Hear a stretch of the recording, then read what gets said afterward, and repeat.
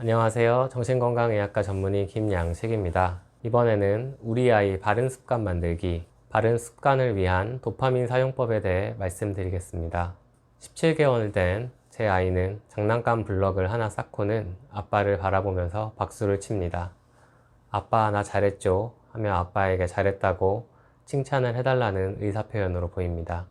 아이는 혼자 장난감을 가지고 놀다가도 양육자를 보면서 자신의 행동이 잘한 건지 아닌 건지 확인합니다.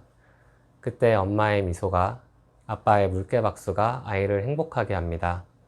그러면 아이는 그 행동을 반복해서 엄마 아빠를 기분 좋게 하고 엄마의 미소와 아빠의 박수를 얻습니다.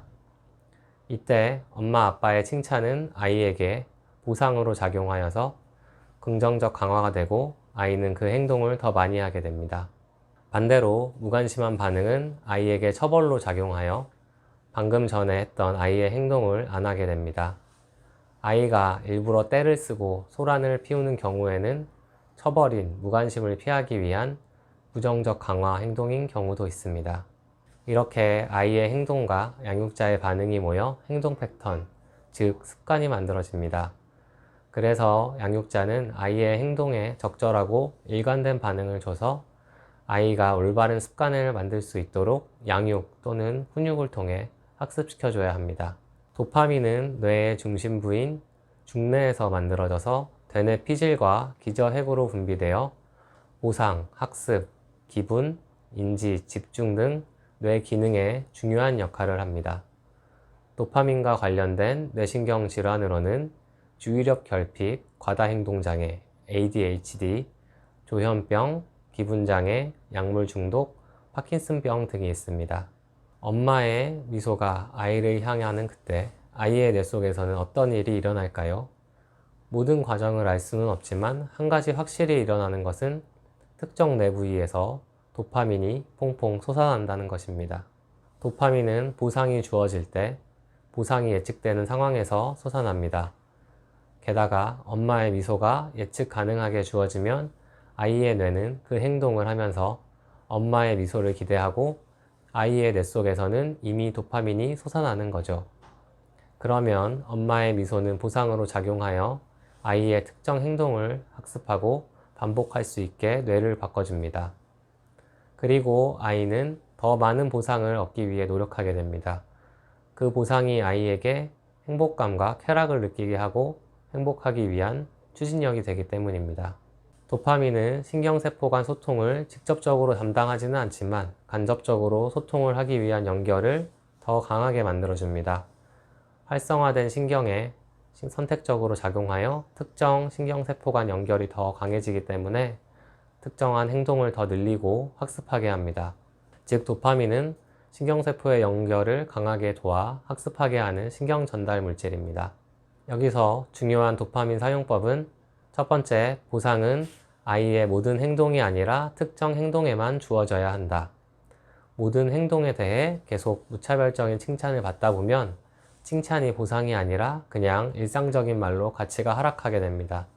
평소에는 따뜻하고 일상적인 말로 아이를 대하다가 아이에게 도움이 되고 사회적으로 적합한 행동을 할 때 칭찬, 미소, 박수, 그리고 엄지척 등 보상을 주는 것이 중요합니다. 아이가 더욱 훌륭한 행동을 했을 때는 더 큰 소리로 따따따봉 등 더 큰 보상을 주는 것도 중요합니다. 더 큰 보상은 뇌 속에 더 많은 도파민을 분비하게 되고 특정 행동을 더욱 강하게 학습하도록 돕습니다. 보상은 물질적인 것보다 감정적인 것이 좋습니다. 보상이 주어지면 다음 보상은 이전 보상보다 더 큰 것이 필요하기 때문에 사탕이나 돈 같은 물질적인 보상은 아무래도 한계가 있습니다. 두 번째, 보상은 예측 가능해야 한다. 100%는 아니어도 70에서 80% 정도는 아이의 행동에 따른 보상이 예측 가능한 반응이어야 합니다. 아이가 이쁜 짓을 했을 때, 훌륭한 일을 했을 때 아빠의 엄지척이 있어야 하는 상황에서 보상이 없다면 아이의 뇌 속 도파민 분비는 줄어들게 되고 다음에는 이쁜 짓을 해도 엄지척이 없겠구나 학습하며 바람직한 행동을 점차 하지 않게 됩니다. 그리고 어제는 무관심을 받았던 행동이 오늘은 칭찬받는 행동이 된다면 아이의 도파민 체계는 예측을 할 수 없게 되고 건강한 신경 연결을 하지 못하게 될 것입니다. 매번 훌륭한 행동이 충분한 보상을 받지는 못해도 대체로 일관되게 보상을 받는다면 아이는 당연히 훌륭한 행동을 하는 방향으로 학습하게 됩니다. 셋째, 보상은 가족 모두가 일관되게 주어야 한다. 주 양육자가 일관된 보상 규칙을 세워 실행한다 해도 양육을 도와주는 아빠나 조부모가 규칙을 무너뜨리고 일관되지 않은 보상을 준다면 아이는 더 쉽게 보상을 얻을 수 있는 사람에게로 도망을 갈 것입니다. 그래서 가족들이 보상에 대한 일관된 규칙을 세워서 모두 따라주는 것이 아이의 바른 습관 형성에 가장 효과적이고 바람직한 양육 환경이라 할 수 있습니다. 아이의 도파민도 중요하지만 엄마 아빠의 도파민은 더 중요합니다. 아이를 키우다 보면 잘 나가던 커리어도 끊기고 사회적으로도 고립되고 재밌게 즐기던 취미생활도 멀어지고 보상을 얻을 기회가 줄어듭니다. 특히 하루 종일 아이를 돌보는 엄마라면 더욱 고립되고 재미없는 일들이 많아지겠죠. 아이가 건강히 잘 커나가는 것만으로 해도 뿌듯하지만 매일매일 그런 행복감을 느끼기에 생활은 너무 치열합니다. 그러다 보면 아이가 이쁜 짓을 해도 반응해줄 여력이 없습니다. 엄지척은 해야겠는데 내가 힘이 없고 재미가 없습니다.